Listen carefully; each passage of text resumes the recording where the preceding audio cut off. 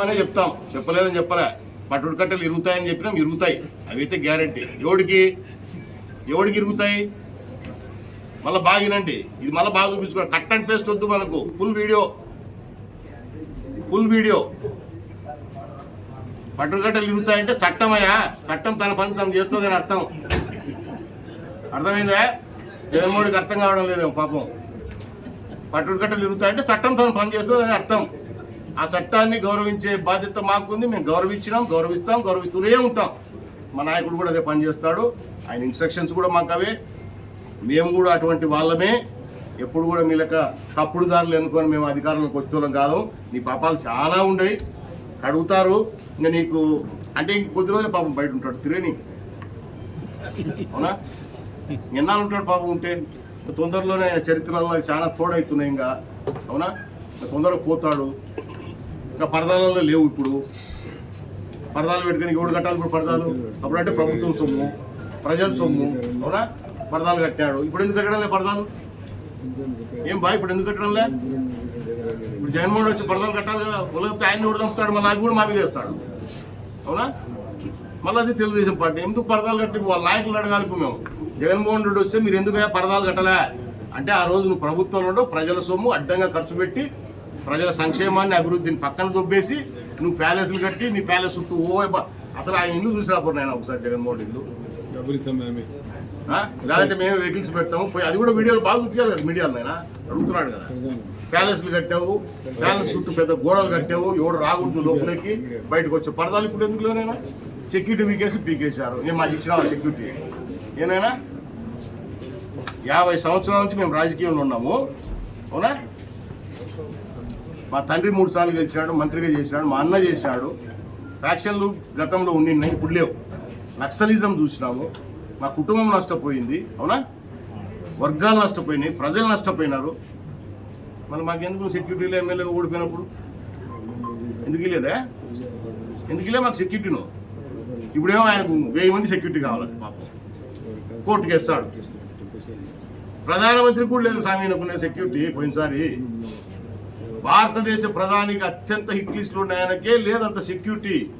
ఈయన 1000 మంది, అది నేషనల్ సెక్యూరిటీ గ్రూప్ ఉంటే ఈయనది స్టేట్ సెక్యూరిటీ గ్రూప్ అని తయారు చేశాడు. ఒకటి చూడు,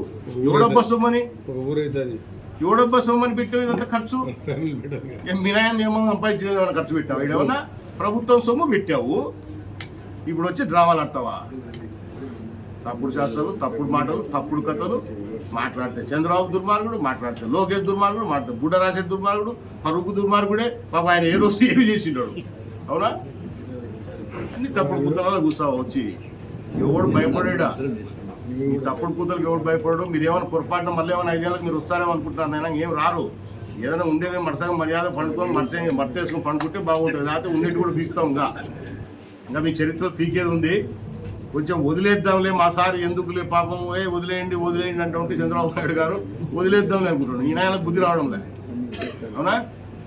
వీళ్ళ చరిత్రలు దండిగా ఉన్నాయి, అన్ని పీకుతాము. చట్టపరంగా వీళ్ళ మీద ఏదైతే చర్యలు తీసుకుంటామో అట్లే తీసుకుంటాము. ఏదైతే ఇటువంటి ఇప్పుడు జరుగుతున్న సంఘటనలు కూడా పార్టీకి సంబంధం లేకుండా అనేకం జరుగుతున్నాయి. అవి కూడా చట్టపరంగానే చర్యలు తీసుకుంటుంది ప్రభుత్వము.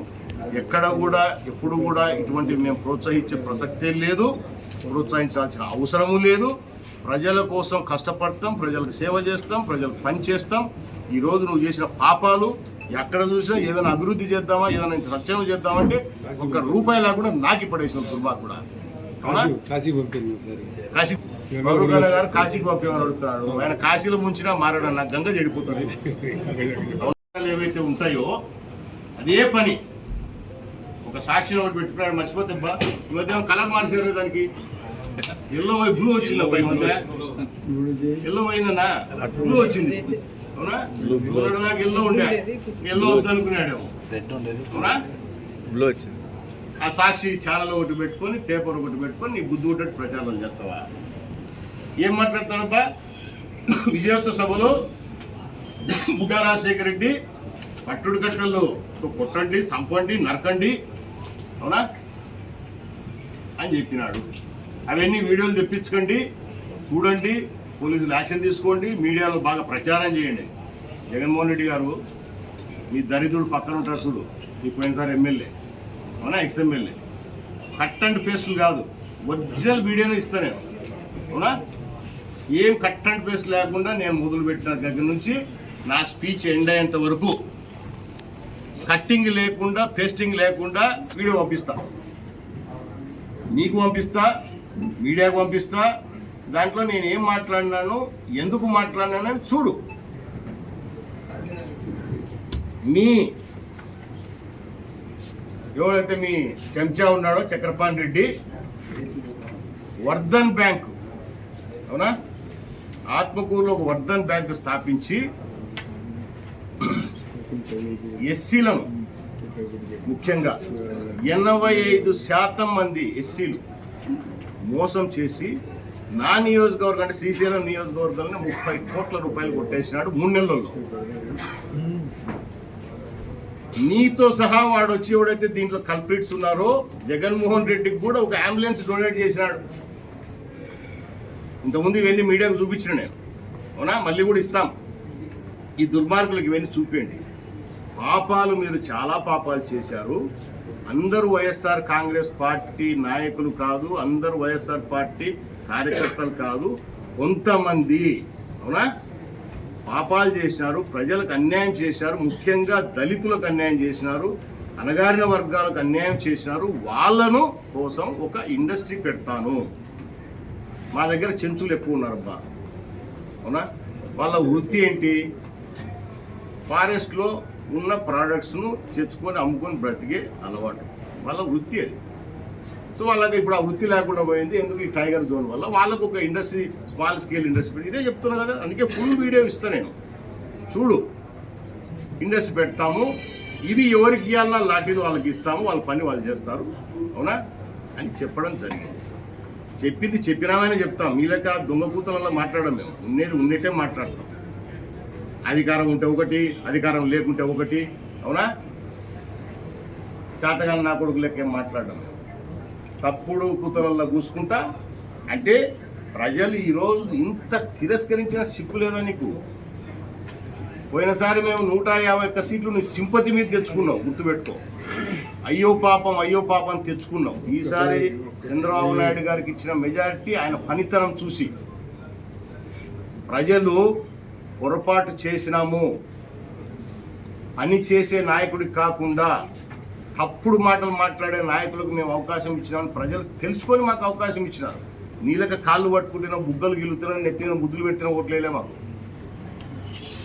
వాస్తవాలు తెలుసుకొని ఎవరైతే బాగుంటుంది, ఏ పార్టీ అయితే బాగుంటుందని చంద్రబాబు నాయుడు గారికి, కూటమికి అవకాశం ఇచ్చినారు.